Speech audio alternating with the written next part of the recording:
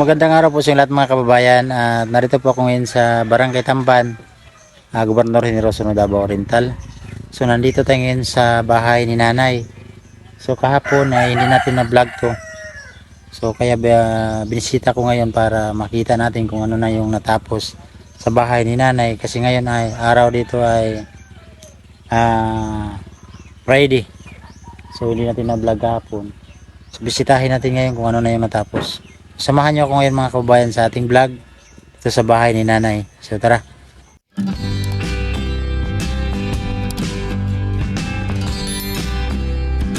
Mga kababayan, at yan nga ay nadingdingan na. So di pa naligpitan yung taas. Kasi gano'n yan ang gagawin dyan. Ayan, ligpitan ng itong mga ganito. Ayan. Ligpit yun sa taas. Hindi pa natapos dyan mga kababayan. At ito yung bintana niya, decorative. Ayan. Bintana, ayan. Ito yung pertahan niya. So, nasahigan na. Ayan po. Nasahigan na ng plywood. So dyan banda para matibay ang ginawa ng kuya ko yung kwan,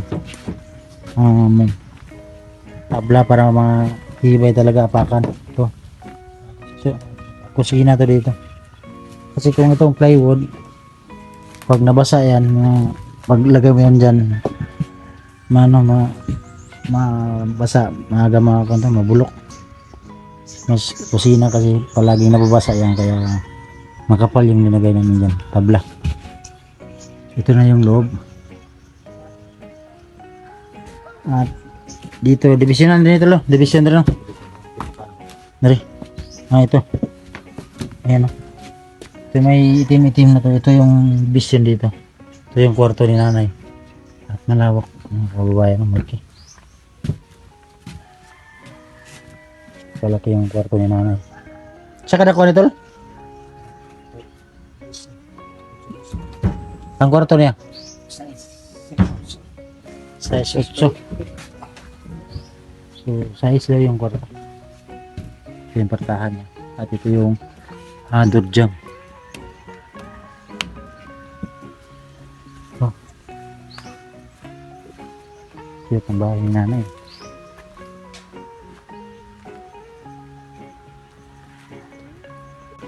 Ito yung harap. Ayan mga kababayan.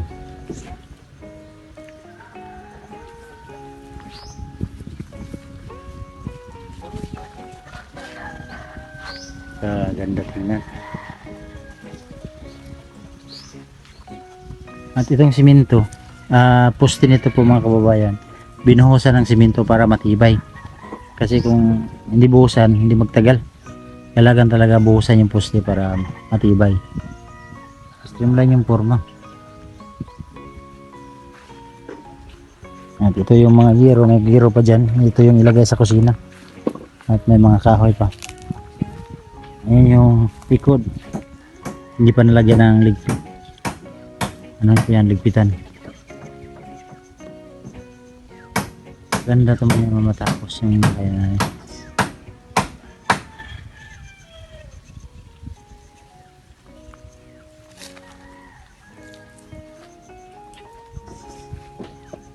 Ito yung pangarap niya na matagal niya ng pangarap. Kaso lang wala si Nanay ngayon. At ngayon dito napakainit na naman. So mamaya siguro ito umulan na naman to. Cute ng bahay.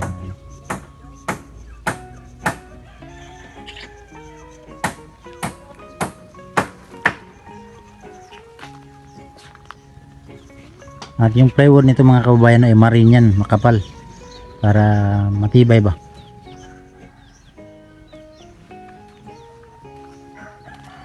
Ang forma nito pag diretso mo kusina, pag paganon mo kwarto.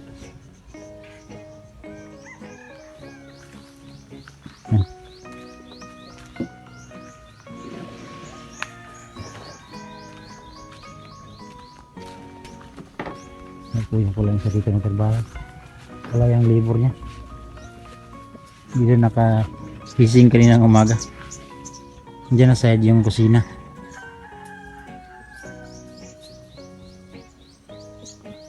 Kahit maliit lang to po mga kabayan, pero napakagasto nito. Kasi yung linagay namin dito ay mga matitibay na mga pundasyon ba, para magtagal talaga. Kasi kung magbigay tayo na parang ano lang, payag-payag, kubo-kubo lang, sayang naman. Kawawa di yung sinanay. Ito hindi na to matawag na kubo-kubo, bahay talaga to. Kasi ang laki ng kwarto size, tapos yung sala niya saka kusina malawak din. So magpasalamat lang tayo sa nagbigay dito na si ate Anonymous ng Andorra, no? So salamat ate. At sa wakas nagkabahay na din si nanay sa tagal ng panahon niya, na matagal niya pangarap talaga to na magkabahay. So dininig talaga ng Panginoon yung pangarap niya. May ginamit talaga na tao para matulungan si nanay. So ngayon ito na yung bahay niya. So napakalaking tulong talaga ng ating mga sponsor, kasi hindi naman namin ito magawa kung hindi dahil sa inyo. Kaya salamat talaga.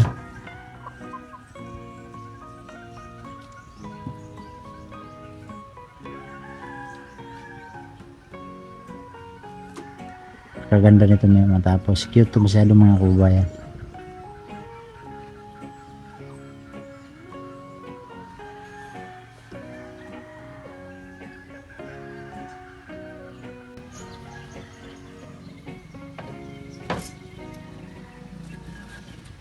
Ito naman tayo sa harap para makita talaga natin.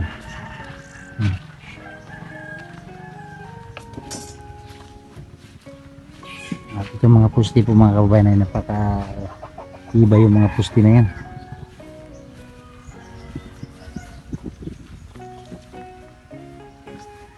Diyan na sa dingdingan pa yan, hindi pa natapos yan dyan. Hindi na ano pa ni kuya para malamig ba, nakapasok yung hangin. Kasi nagtrabaho pa siya sa loob para malamig pagtrabaho. Hindi niya muna dingdingan dito mga side.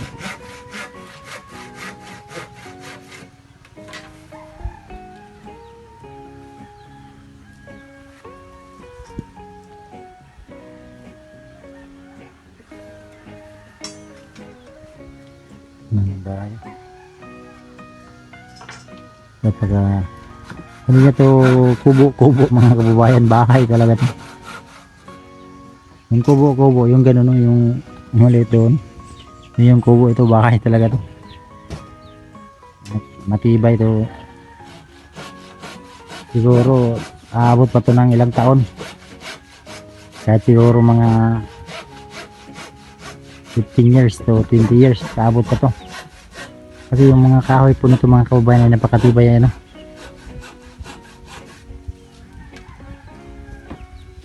Tapos yung poste nakabuhos ng simento. Magtagal talaga to. So ito yung pang-11 nating pabahay sa ating mga kababayan na natulungan. Sa tulong din ng ating mga sponsor, no. Yung mga manok dito. Yung manok yung bata. Yung bahay nila. Yung bata na nakita ko dito. Ang tao yung bahay nila.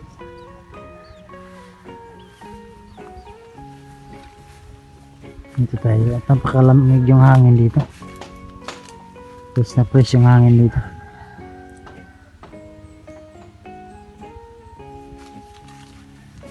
Dito tayo sa baba na side. May bahay din dito, wala na nakatira. May bahay dito, ewan ko kung sino yung bahay. So ito yung mga kapitbahay ni nanay dito.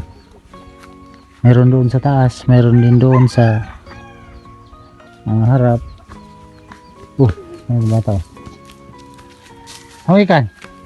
Tuwa sa bus. Ano saman mo? Nagkaon na mo? Saka magbaboy. Kau na pa si mamatay na. So dyan, mayroon ding bahay dyan. So ito yung kapitbahay ni nanay. Mga bata. Mga pinya pa dito. At pag gusto ni nanay magpalamig-lamig dito.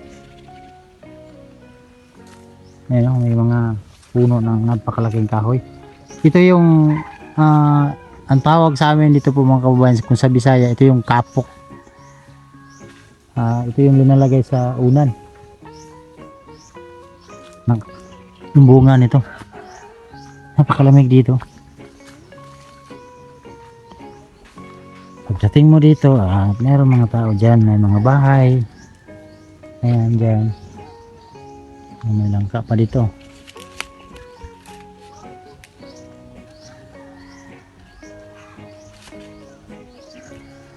Ito talaga ng bahay ni nanay.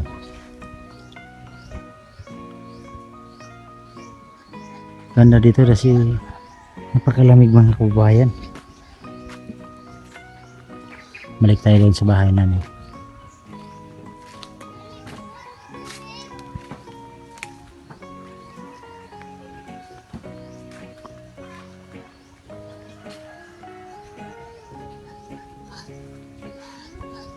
Cute na cute yung bahay. Ito yung iligpit doon sa taas. Ito yung mga panglugpit doon sa taas para matibay yung amakan, hindi lumipad.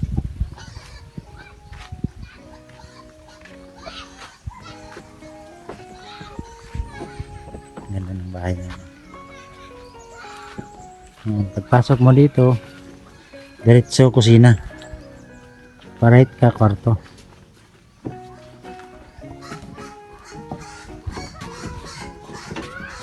Ayun bago. Mga kababayan, dito tayo sa likod ng bahay ni nanay. So, ayun yung kuya ko, nag-isa lang siya ng trabaho. So ako yung helper niya ngayon. Pahinga muna kami dahil pakainit. So mga kababayan, nakita nyo napakaraming mga kahoy. Yan sa taas. At may mga saging pa dito. Maganda siguro magtanim-tanim si nanay dito. So sayang man to. Maganda to dito taniman. Naman ang saging, saging. Yung mga gulay ba? Dito na park ko. Si malawak man to dito, sayang. Wala namang nakatira. Ayun mga. Maganda dito magtanim-tanim si nanay. Buti at wala nang hindi na masyado mainit. Yan. Ayan yung forma. Dito sa taas. At yung sinahig namin sa kusina mga kababayan ay ano yan, tabla para matibay ba. Baka mamaya mahulog yung apoy. Kasi kung diretso mo yung plywood na yan, masunog. Buti yung tabla para matibay. Yan. Yung iakyat ng kuya ko dyan, ano yan, division din yan para sa amakan. So bukas ano na to, mga division na to lahat. Kasi bukas ay Friday ngayon, Sabado bukas, so Linggo, overtime na to ng kuya ko. So matapos na talaga mahiman hindi siguro to. Mga kababayan, yung bahay ni nanay, kung naalala nyo yung vlog na nabahayan din natin, ayan sa screen nyo po mga kababayan, ayan, yung bahay na yan, yun po yung bahay ni tatay, yung nabahayan ng natin, yung nakita natin sa kilid ng kalsada. So nabahayan yun. Ganito yung forma. Pare na to sa balay ni tatay ito lang. Unsa kaya kadako ni? Dako to. Ito 12-8. So ganun kalaki yung bahay ni tatay. Ito kananay ganito din kalaki. So malawak yung kwarto mga kababayan. Ang forma nito. Kaya maganda to. Sim lang to sa bahay ni tatay. Yung natulungan natin na pumanaw. Sa tulong din ng ating sponsor na si Ate Mili. Si Ate Mili yung sponsor natin doon. So salamat po Ate Mili sa pagbigay mo ng bahay ni tatay. Ano, ano ng bahay, cute yung bahay ni nanay. So bukas, ano na to, maporma na to. Forma ng tao. So yun mga kababayan, at hapon na. So uwi na siguro kami ngayon. Kuya ko nang pahinga naman. Dito ako sa yung na-vlog natin na yung nakita nyo dun sa ating camera na bata. Ito yung bahay nila. Wala sila ngayon dito. So ako lang yung nagdaldal dito kasi malamig dito mga kababayan sa lugar nila. Ito yung ano ni nanay, kapitbahay. So maraming salamat siyempre sa nagbigay dito no, na si ate. Salamat ate sa pagpabot mo ng tulong sa kang nanay. So yun, malapit na talaga matapos yung bahay ni nanay no. So salamat talaga sa iyo. Sa yung blessing na na-share niyo sa amin, sa ating mga kababayan. Ako lang yung tulay na ginamit mo para matulungan mo ang isang tao. So salamat no. Kasi hindi ko na talaga magawa yung pagtulong mga kababayan kung hindi dahil sa mga sponsor no. So alam niyo naman ang kinikita ko sa minsan ay napakalit talaga yung views natin. So sana suportahan niyo ako ang channel natin no. Suporta, paki-like, paki-share para kahit papaano at may konting kikitain tayo. So salamat din sa viewers natin na hindi nag-skip ng ads. Salamat. So dito ko na lang muna tatapusin ang vlog na to mga kababayan dahil uwi na kami. So God bless po. Bye bye po.